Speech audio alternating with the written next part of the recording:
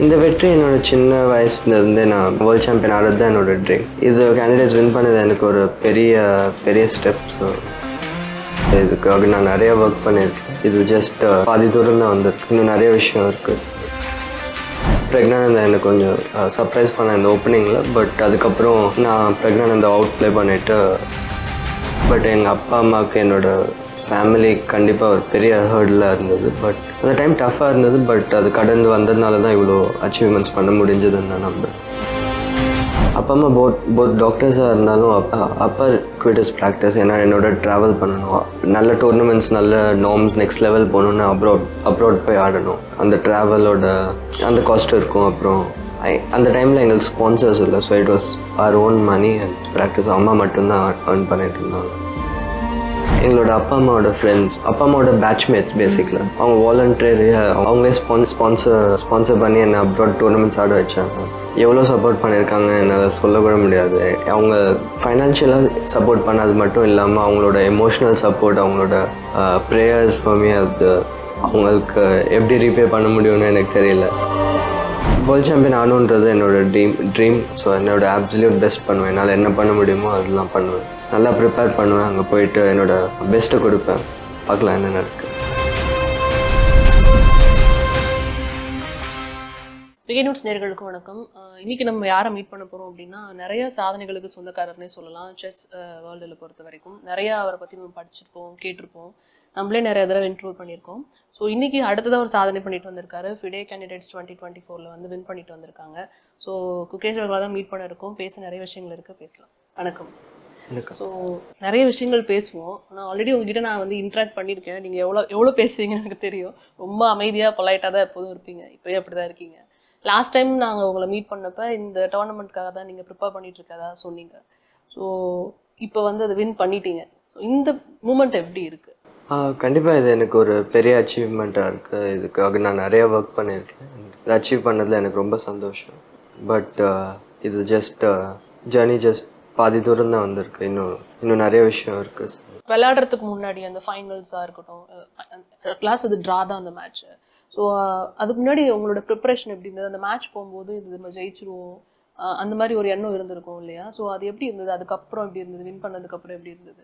கண்டிப்பாக last day எப்போவுமே கொஞ்சம் நர்வஸாக தான் இருக்கும். அண்ட் இவ்வளோ ஹை ஸ்டேக்ஸ் இருந்ததுனால கண்டிப்பாக எனக்கு என்னோடய டீமுக்கு பயங்கர ஸ்ட்ரெஸ்ஃபுல்லான டேவாக இருந்துச்சு.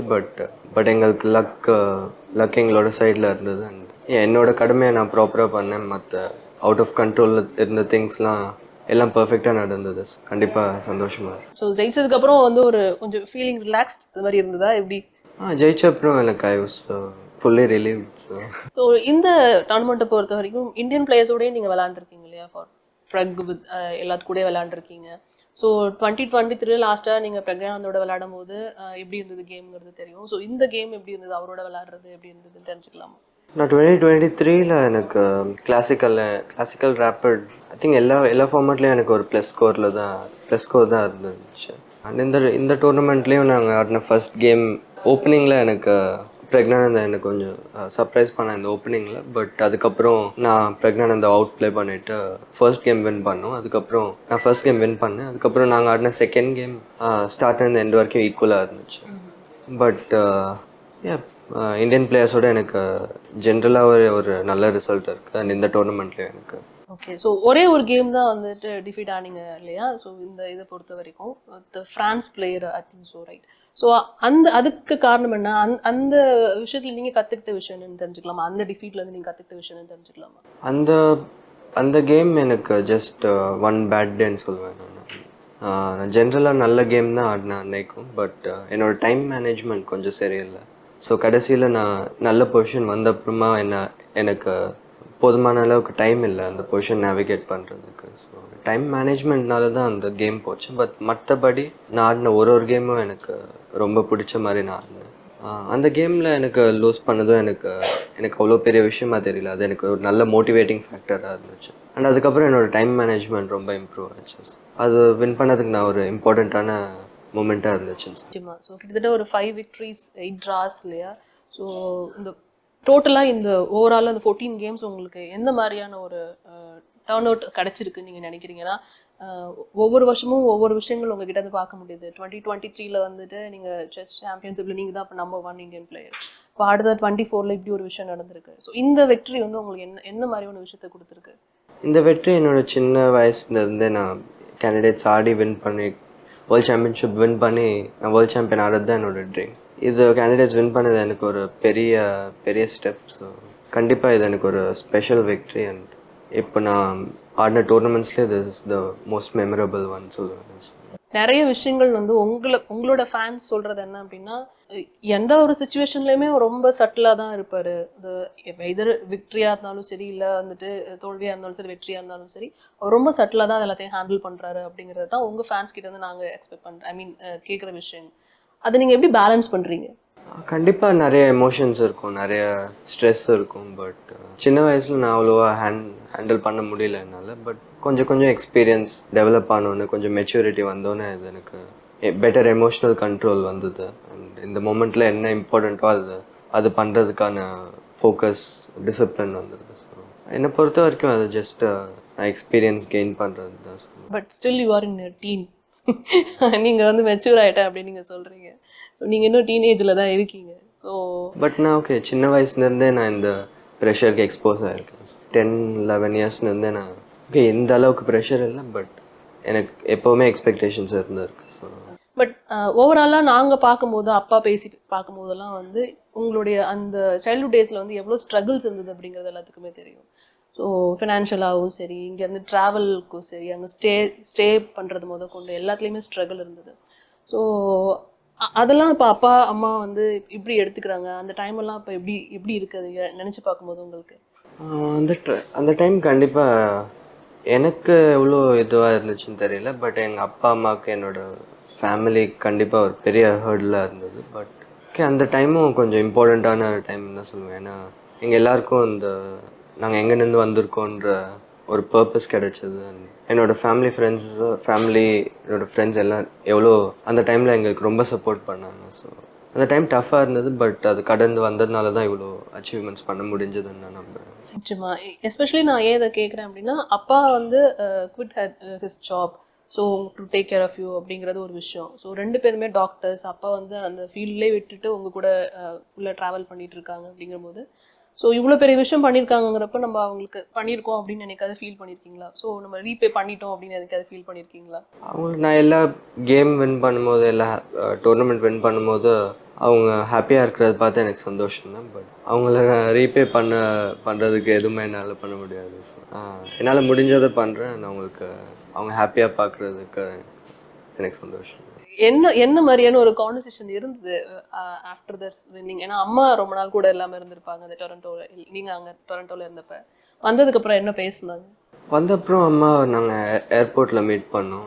ரொம்ப சந்தோஷமாக இருந்தது. அம்மா கிட்டத்தட்ட ஒரு 1 மந்த் கழித்து மீட் பண்ணி, இவ்வளோ ஸ்ட்ரெஸ்ஃபுல் பீரியட் கழித்து அம்மாவை மீட் பண்ணுறது ரொம்ப சந்தோஷமாக இருந்தது. அவ்வளோவா நாங்கள் அவ்வளோவா செலிப்ரேட் மாதிரி பண்ண மாட்டோம். பட் அம்மாவோட பேசணும், கொஞ்சம் ஃபேமிலியோட டைம் ஸ்பெண்ட் பண்ணுவோம். அதுவே எனக்கு டே டு டே ப்ராசஸ் மாதிரி ஆயிடுச்சு. இது வந்து விக்ட்ரிங்கிறத தாண்டி இது ஒரு ப்ராசஸ் அப்படின்னு நினச்சிட்டு இருக்கீங்க?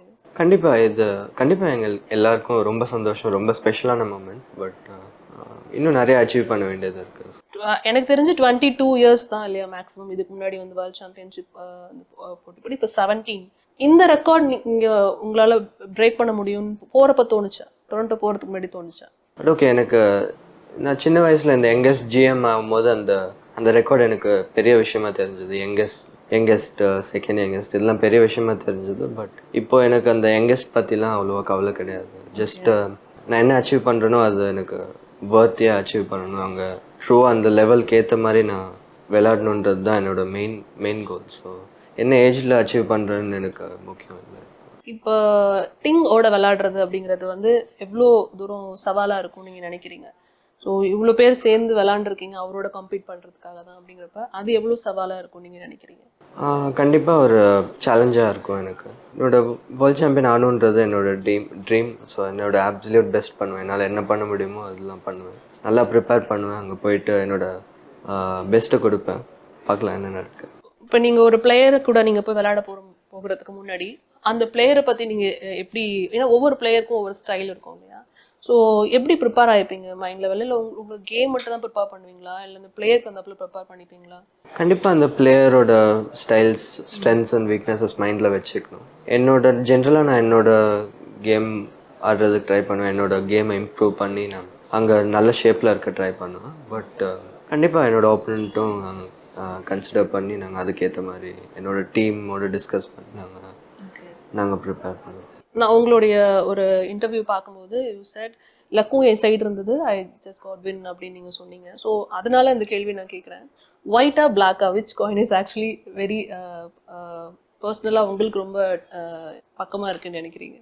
அப்படின்னு எதுவும் இல்லை. ஆக்சுவலாக இப்போதைக்கு லக்கோட எனக்கு okay white has the first more advantage. So டென்னிஸில் ஃபர்ஸ்ட் சர்வ் இருக்கிற மாதிரி இதை ஓகே. ஆக்சுவலாக இப்போதைக்கு பார்த்தீங்கன்னா செஸ்ஸில் அவ்வளோ டிஃப்ரென்ஸ் இல்லை, அவ்வளோ கிளியர் அட்வான்டேஜ் இல்லை டென்னிஸ் மாதிரி. பட் என்ன சொல்கிறதுனா, இப்போது 2 கலர்லேயும் எல்லா டோர்னமெண்ட்லேயும் 2 கலர்லேயும் ஆடணும். ஸோ எனக்கு லக்கி கலர் அது மாதிரிலாம் ஒன்றும் கிடையாது. ஜஸ்ட் என்னோட அப்சல்யூட் பெஸ்ட் கொடுத்து நான் எந்த கலரில் லக்கி கலர் இல்லை அப்படிங்கிறப்போ உங்களுக்கு கன்வீனியன்ட் அப்படின்னா என்ன கலர்னு எடுத்துக்கலாம். ஸோ லக்கிங்கிறத தாண்டி கன்வீனியன்ட் கூட எனக்கு ஒன்றும் இல்லை. 2 கலர்லேயும் நான் thousands ஆஃப் கேம்ஸ் ஆடிருக்கேன். ஸோ அடுத்ததாக வந்து நிறைய பேர் வந்து இப்போ பார்த்துட்டு இருப்பாங்க. இந்த நியூஸ்க்கு அப்புறம் நீங்கள் நிறைய பேருக்கு தெரிஞ்சிருப்பீங்க. ஸோ அவங்களுக்காக இந்த சில கொஸ்டின்ஸ் நான் கேட்கணும்னு நினைக்கிறேன். ஸோ போத் பேரண்ட்ஸ் வந்து 2 பேருமே மெடிசன் ஃபீல்டில் இருக்கிறப்ப அங்கேருந்து வர குழந்தை வந்துட்டு கண்டிப்பாக மெடிசன் ஃபீல்டில் தான் வருவாங்க, டாக்டராகவோ தான் வருவாங்க. ஸோ நீங்கள் செஸ் சூஸ் பண்ணியிருக்கும் போது இது எப்போலேருந்து ஆரம்பிச்சிச்சு, எப்படி இந்த இன்ட்ரெஸ்ட் வந்ததுன்னு தெரிஞ்சுக்க நிறைய பேர் இருப்பாங்க. என்னோட அப்பா அம்மா 2 பேருக்குமே செஸ்ஸில் ஐ மீன் நான் டாக்டர் ஆகுறதுல அவ்வளோ இன்ட்ரெஸ்ட் இல்லை. ஆக்சுவலாக என்னோடய அப்பா அம்மா 2 பேருமே பயங்கர ஸ்போர்ட்ஸ் ஃபேன்ஸ். அவங்க சின்ன வயசில் சில ஸ்போர்ட்ஸ் ஆடிட்டு இருந்தாங்க. பட் அவங்களால பர்சியூ பண்ண முடியல கரியரை. ஸோ எனக்கு இன்ட்ரெஸ்ட் இருக்குன்னு பார்த்தாங்க ஸ்போர்ட்ஸில். ஸோ அது பர்சியூ பண்ணணும்னு நினச்சாங்க. ஃபர்ஸ்ட் நாங்கள் கொஞ்சம் டிஃப்ரெண்ட் ஸ்போர்ட்ஸ் ட்ரை பண்ணோம். பட் செஸ் தான் எங்களுக்கு கரெக்டுன்னு தோணுச்சு. எனக்கு செஸ்ஸில் தான் இன்ட்ரெஸ்ட் இருந்துச்சு. எந்த ஏஜில் இது நடந்துச்சு? 6.5, 7. நம்ம வந்து சொல்கிறோம் செஸ் தானே, அது ஒரு அந்த கேம் வந்து ஒரு சின்ன போர்டு 200-300 ருபீஸ்க்கு அதை வாங்கி விளையாட ஆரம்பிச்சிடலாம் வீட்டில் அப்படின்னு சொல்லுவோம். But how costly this game is அப்படி ஒரு விஷயம் இருக்குல்ல. இப்போது இண்டிவிஜுவலாக நீங்கள் போய் ஒரு ப்ராக்டிஸ்க்கு போகிறீங்க, இவ்வளோ டைம் நீங்கள் ஸ்பெண்ட் பண்ணுறீங்க, உங்களுக்கு வந்து கற்றுக் கொடுக்குறாங்க அப்படின்னா, ஸோ அது எவ்வளோ காஸ்ட்லியான ஒரு கேமாக இருக்குது, அது எல்லாராலையும் பர்சீவ் பண்ண முடியும்னு நீங்கள் நினைக்கிறீங்களா? எந்த ஸ்போர்ட்டாக இருந்தாலும் கண்டிப்பாக அதில் ப்ரொஃபஷ்னல் ஆகிட்டு ஹையஸ்ட் லெவல் போகணுன்னா கண்டிப்பாக நிறைய சேலஞ்சஸ் இருக்கும். அது ஃபைனான்ஷியல் சேலஞ்சஸும் கண்டிப்பாக ஒரு பெரிய விஷயம். பட் எங்களுக்கு நிறைய ஃபைனான்ஷியல் சேலஞ்சஸ் ஃபேஸ் பண்ணோம் தெரிஞ்ச மாதிரி.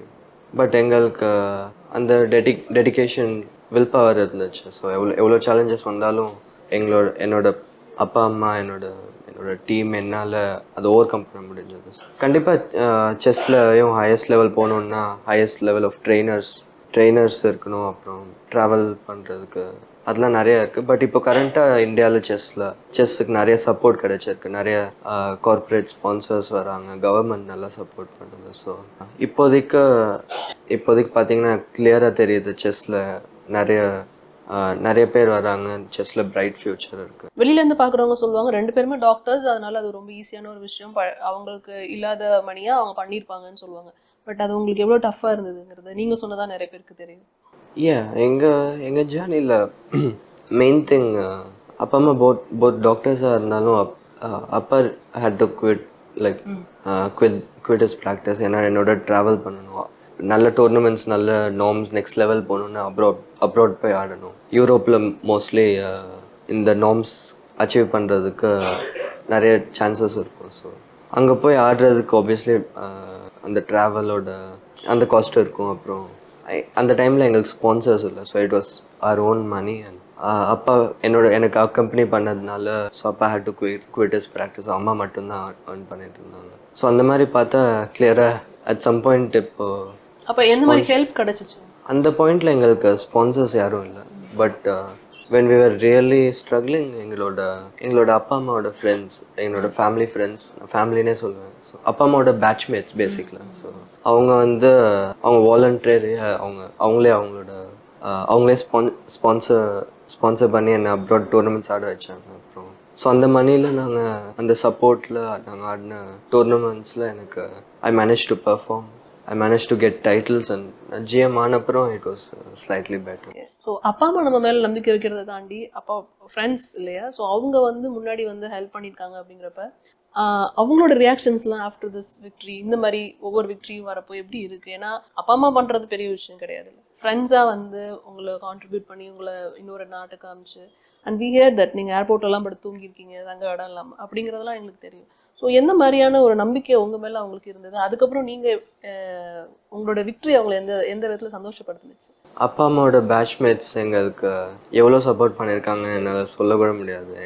அவங்க ஃபைனான்ஷியலாக சப்போர்ட் பண்ணது மட்டும் இல்லாமல் அவங்களோட எமோஷ்னல் சப்போர்ட், அவங்களோட ப்ரேயர்ஸ் ஃபார் மீ, அது அவங்களுக்கு எப்படி ரீபே பண்ண முடியும்னு எனக்கு தெரியல. அண்ட் எல்லா டோர்னமெண்ட்லேயும் என்னோடய அப்பா அம்மா ஃபாலோ பண்ணுறதோட ஜாஸ்தியாக கண்டிப்பாக அவங்க ஃபாலோ பண்ணுவாங்க. ஆக்சுவலாக எங்கள் அப்பா அம்மா கேம்ஸ் பார்க்க முடியாத மாதிரியே கேம்ஸ் பார்க்க முடியாத இருக்கும்போது அவங்களே ஃபாலோ பண்ணி அப்பா அம்மாவுக்கு ரிசல்ட்ஸ் அவங்க தான் சொல்லுவாங்க. ஸோ அவங்க பயங்கர க்ளோஸாக ஃபாலோ பண்ணுறாங்க. அண்ட் அவங்களோட சப்போர்ட் கண்டிப்பாக எனக்கு இன்வேல்யூபிள். அண்ட் அவங்க இல்லாமல் கண்டிப்பாக இங்கே ரீச் பண்ணியிருக்க முடியாது. அண்ட் உங்களோட ஃபேவரட்டான பிளேஸ் வந்து இந்தியா அண்ட் ஸ்பெயின் விளையாடுறதுக்கு அப்படிங்கிற மாதிரி நாங்கள் கேள்விப்பட்டோம். ஸோ ஃபைனல்ஸ் எங்கே இருக்கும், ஏதாவது ஐடியா இருக்கா? எங்கே இருந்தால் உங்களுக்கு பெட்டராக இருக்கும்?